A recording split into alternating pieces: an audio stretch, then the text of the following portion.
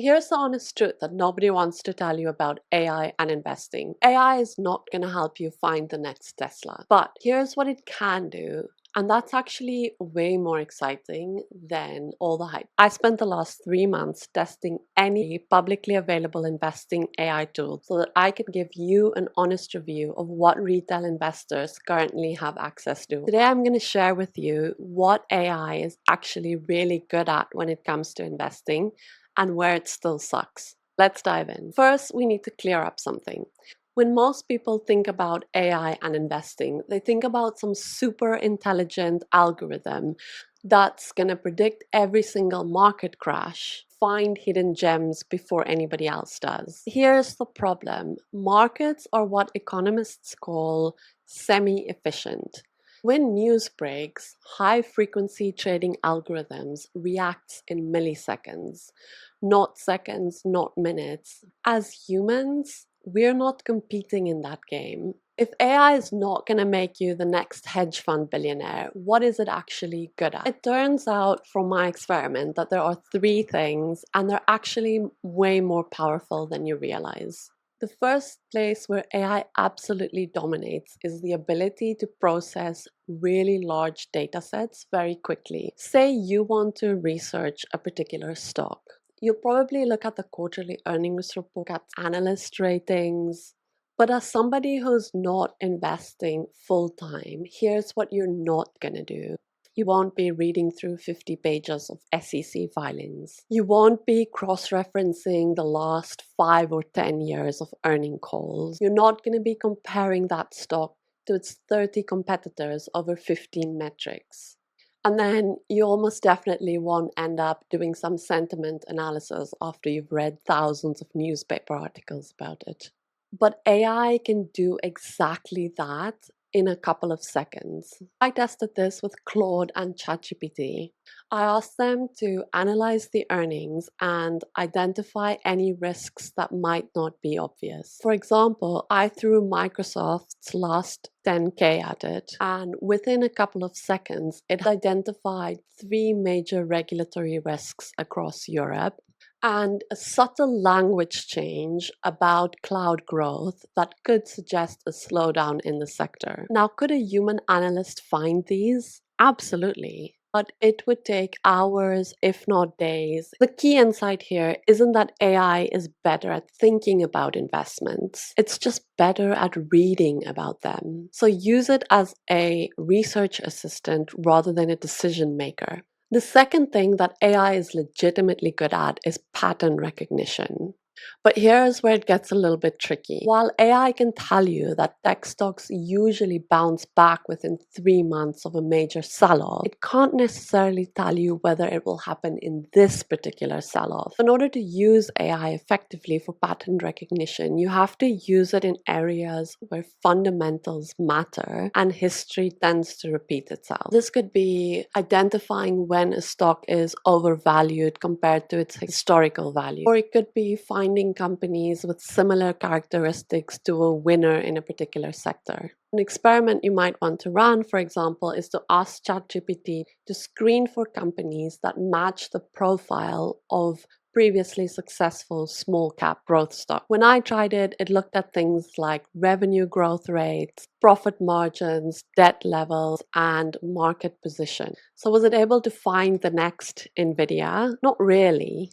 But it did end up creating a useful starting point for your next deeper research. In short, the pattern recognition can give you a short list, but you then have to start from there and do your deeper investing research. Here's the third thing that AI is good at, and honestly, it might be the most valuable one for any investor. AI doesn't panic.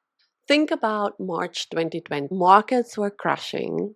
Your portfolio is down 30%. Every headline is screaming doom, and every inch within your body is telling you to sell and get out. And that's what most people usually do. They sell at the worst possible time. In 2016, I kept selling positions because I thought things would get worse. And they didn't. And all I did was lock in my losses and miss the recovery. AI doesn't do that. It's not driven by fear. It doesn't read Reddit and X feeds at 2 a.m. and tell itself that the world is ending. Here's quite a simple way that you might actually want to use it to help with your emotions. You can set up a very simple AI-assisted system where you input your portfolio every month. And then ask it whether your allocations still match your stated goals. You can see from this prompt that it contains a lot of specific information. It's got your current allocation, your stated goals. This is all work that you would have had to have done upfront in order for it to analyze that correctly. So the question isn't, should I sell or should I buy? The question is actually, does this still match my long-term plan? If it's set up correctly, I've seen it give really good objective answers.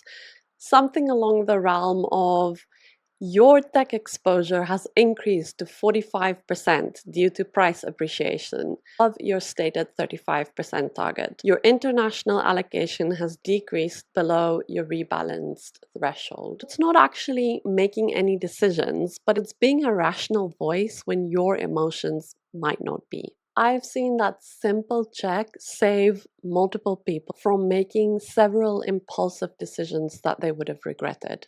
But now I quickly still have to tell you what AI really sucks at, because that's equally as important. It's still pretty bad at understanding unprecedented or outlier events. Because it's trained on historical data, it's not always very good at seeing black swan events, for example. It's also not yet very good at accounting for regulatory or policy changes. It's also not really good at understanding qualitative factors. Things like, is the CEO trustworthy? Does the company have a toxic culture? Those are all still things where human judgment excel. Then there's probably the biggest risk of all. AI will confidently give you the wrong answer. It has perfected the fake it till you make it philosophy. It just does not know how to say, I don't know. Unless you've put it into the rules that it's not allowed to pretend to know something, but not everybody has set that up yet. You have to be aware that generative AI right now is really good at making things up and presenting them as factual information. Never ever make a financial decision based purely off of what the AI tells you to do. Always verify the information. Here's my take after months of testing. AI is an incredible research assistant. It processes information faster than you ever could.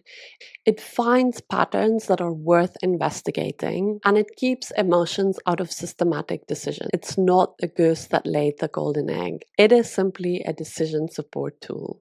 Use it to do your homework faster, use it to stay disciplined, use it to find starting points for deeper research. But the actual investment decisions, those still need human judgment, experience, honesty, and sometimes just a dose of skepticism. So if you find this helpful, hit subscribe. Next week, we'll be looking at more specific AI tools that you can use in your own investing process.